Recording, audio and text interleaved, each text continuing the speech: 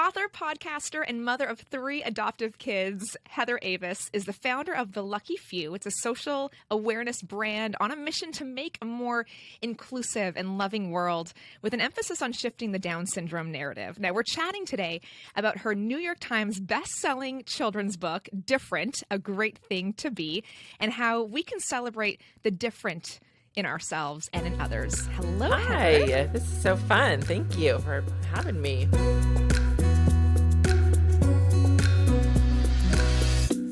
Congratulations on having a New York Times bestseller, because that's a kind of a newer thing. Yes, I know. Even hearing you say it, I'm like, oh my gosh, that's my reality. So cool.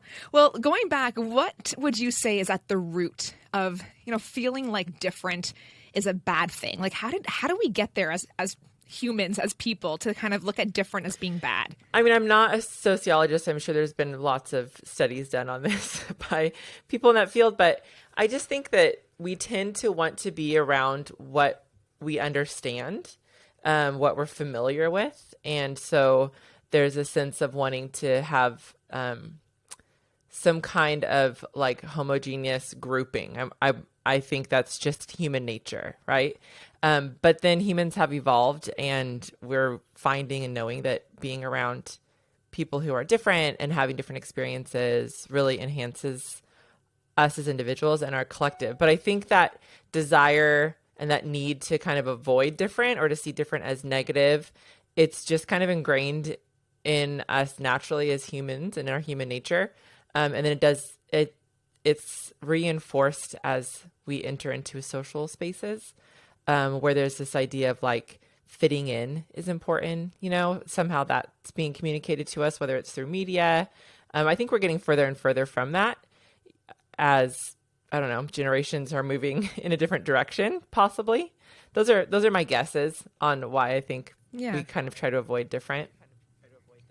I think like walls start to come down, and I think, there's certain people that like what you're trying to engage and initiate is there are certain people who go, wait a second, no, I'm going to be one of those people who's going to try to make this change. And I think because even with cultures, we have a lot of multicultural communities in our city here in Ottawa, and they tend to kind of group together. So, but would you say that kids or adults have a harder time embracing different? Oh, adults for sure. Unless it's something that they were taught when they were younger. And that, I think, is why a children's book felt really important to me. It's like, okay, adults need to work on this, yes. But if I know for myself, when I was very, very little, if this was the norm, right? Like to celebrate differences, to see what's different in me and not shy away from it, but to embrace it.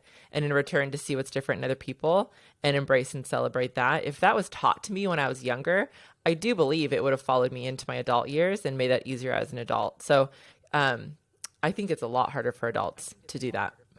Mm-hmm. Tell me about Macy. Now, first of all, the illustrator just captured her so perfectly. I've been on your Instagram, so I've seen her real pictures. Tell us about her and what she's taught you. So Macy is the main character in the book, and she also is my daughter by the same name. And Macy has Down syndrome, which we don't ever read the words or learn that about her in the book, her character in the book. We just know that she's a different little girl. But yes, the illustrator captured her so beautifully. I mean, I had a handful of illustrators submit pictures of Macy, and it was one of those, like, I couldn't go wrong. They were all so incredible, but that picture took my breath away. Like, oh, this little girl, I want to know more about her. And Macy is 13 years old now, and she entered our life through adoption, and she was 5 months old when she came home. And she just rocked our world. We weren't anticipating raising a child with Down syndrome, and we brought her into our lives with a lot of the misconceptions that society tends to communicate about Down syndrome, ideas that were detached from an actual person with Down syndrome, and that created a lot of fear of the unknown. And then she came into our lives, and we're like, this kid's incredible, and changed us radically and drastically for the better and forever, in that the world tells us that so much about Down syndrome is negative, or something to avoid. I mean, the termination rate for people getting an in utero diagnosis, even in the United States, is well over 60%. In some countries, they they are bragging that they're eradicating Down syndrome from their population. And so you have all these outside voices saying this about Down syndrome, and then you enter into relationship with a person with Down syndrome. And for me, the honor of raising a child with Down syndrome, and we went on to adopt another child with Down syndrome. And you realize, like, wait a second, people with Down syndrome, are people. Like, they are human, as I am human, fully worthy in their humanity. And there's something about them that is so unique and different because of their diagnosis, for one thing, also because they are their own unique person, right? Like any person is. And they're amazing. And I'm learning so much from this population and from my kids, and what a gift it is to be ushered into that. And so just seeing like the things that are so different about Macy are what make her so incredible. And she's been our little muse, our little guide in showing us, like, this is what's different about me. Please don't try to change that and force me to be more like everybody else. Let me shine in my differences. And in that, it's like, wait a second, what's different in me that I've been trying to adjust to fit better? And what's different in this person that's made me uncomfortable, that I've wanted them to change about themselves, but in reality, it's what makes them so completely worthy and human as they are. So that's a little bit about Macy in a little tangent. Yeah, no, I love it. I think it's so cool that you're talking about just shifting that narrative, and you mentioned that God-given worth too that we all have. And are there some practical ways maybe that you can tell parents or even just any adult who, when they interact with people who have Down syndrome or any other disabilities, how can they help them find their place in the world? I think it's great to follow our kids' lead. I think it's a beautiful thing to do, and it's a little bit terrifying because our kids throw things to us out of left field. I mean, if you think about raising kids and being in public, and I'm sure any parent who has a toddler-age child or has had a toddler-age child can think of a moment when they were just completely mortified by something their child did or said out of pure curiosity and innocence, So I think when our kids have questions about disability or about somebody who's different than them, let them ask those questions and then answer them depending on the scenario. Like if someone were to walk up to Macy and say to their parent, "What's wrong with her face?" or something, which has happened, or "Why is her tongue out like that?"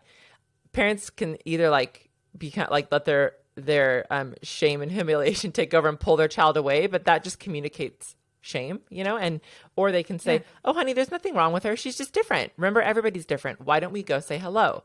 I think we have to caution ourselves to not tokenize people with disabilities, to not let our kids tokenize someone with a disability, and to help them see someone as fully human. And I think when all else fails, the thing that we can teach our kids is, hey, everybody's different. And start that conversation at home so it's not awkward when you're in public around people who are different.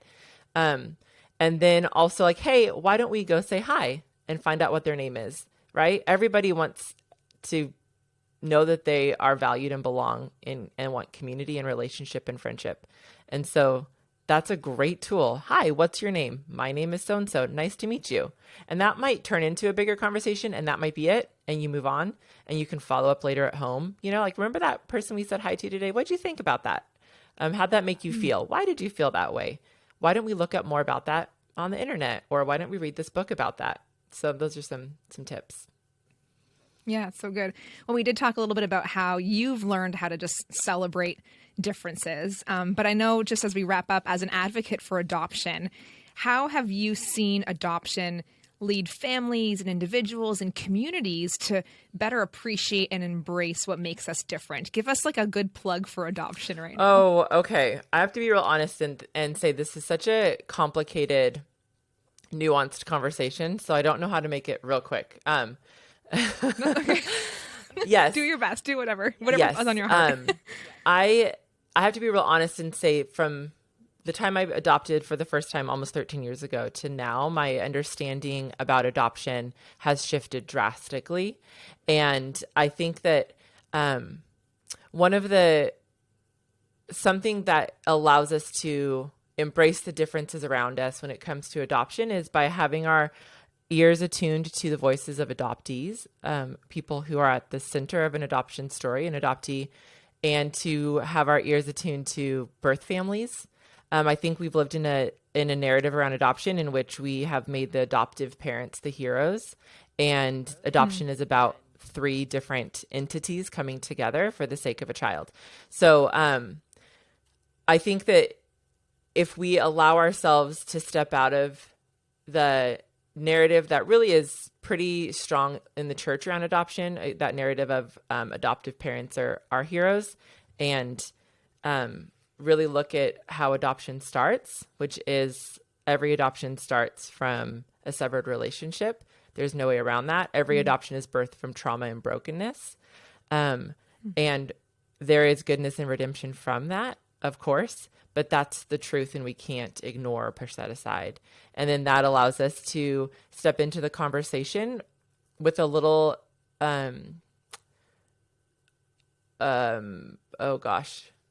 seeing it for what it is, seeing an adoption for what it is and not trying to sugarcoat it. And then in doing that, allowing ourselves to hear the stories that might make us really uncomfortable, right? Because it's a story that is different. It's a story we're not used to. But in stepping into those stories and letting people tell their stories and live out their story and not trying to sugarcoat it or make it something it's not, it gives us opportunity to embrace people who are different than us, embrace ideas that are different than what we're used to grow in our understanding around adoption, but around humanity as a whole. Yeah. Yeah. I mean, it's biblical.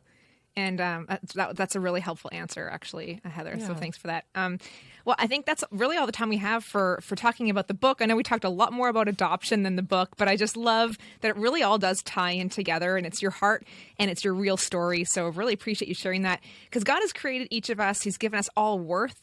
So let's recognize that in ourselves and in others, and teach our kids to do the same for a kinder world. Again, Heather Avis, Different, a Great Thing to Be. Thanks again. Thank you.